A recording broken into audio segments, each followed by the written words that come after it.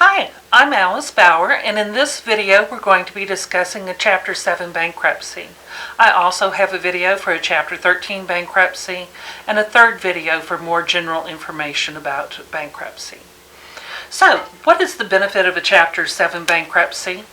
Well, first of all, you can stop creditors from calling you. You can get rid of your credit card debt. You can get rid of medical bills, payday loans, judgments, except for judgments for damages caused by driving while intoxicated. And you can get rid of some income tax debts as well. There are debts that are not dischargeable, and it's important that you know what they are.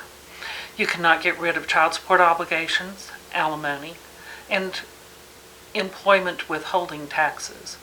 Again, there are some income tax obligations that are dischargeable even in a Chapter 7 bankruptcy. Why would you choose to file a Chapter 7 bankruptcy instead of a Chapter 13 bankruptcy?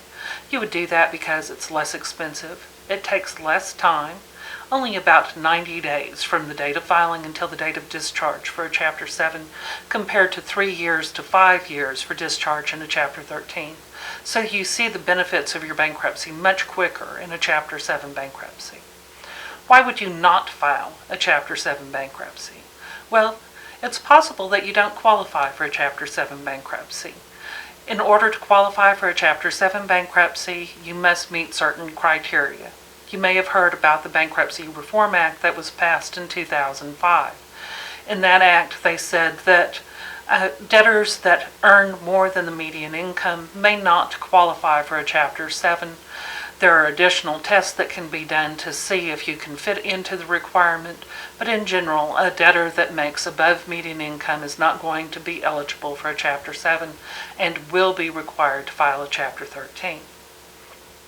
So, in a Chapter 7, basically you're a below median income debtor, or you have more debt than you would qualify to discharge in a Chapter 13, which is more than $383,500 at the particular moment for unsecured debt, and secured debt of less than $1 million in order to file a Chapter 13.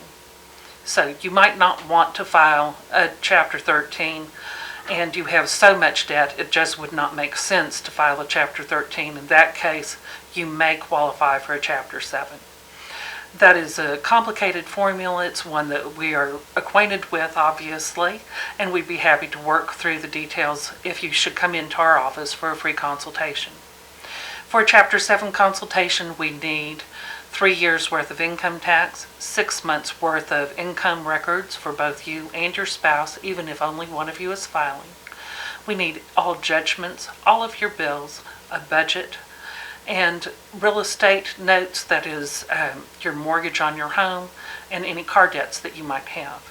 In addition, if you own more than a house and a car, have more in savings than just your 401k and your IRA, we will need your savings account and your other real estate holdings, all other property that you might own that might be of value to your Chapter 7 estate. The basic rule of a Chapter 7 is it's called a liquidation bankruptcy. That's a misnomer for most people because most people do have just a house, a car, their retirement savings, and maybe a little money in the bank. Most people will not have to give up any property in a Chapter 7 bankruptcy. For those debtors that have more than one piece of real estate in which they have equity, and equity is the difference between what is owed on a property and what it's worth, you may want to file a Chapter 13 even though a Chapter 7 would be faster for you. And the reason is, in a Chapter 7, you would have to give up the real estate in which you had equity that was not your homestead. In a Chapter 13, you would pay that value to your Chapter 13 estate, and you would be allowed to keep that excess property. So, most debtors that choose to file a Chapter 7 do not liquidate any assets.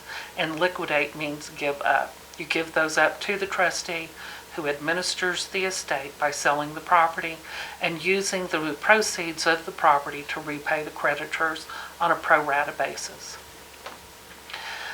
For most people, that just doesn't apply. They come into my office, we meet, we discuss what they own we make a determination whether a 7 or a 13 would be in their best interest, and there isn't any property that fits into the criteria of non-exempt property. So all you would have to do is go to the meeting of creditors, cooperate with the trustee, make sure that you've listed all of your property and that you have listed all of your creditors. Make sure that your schedules and your statements are 100% correct.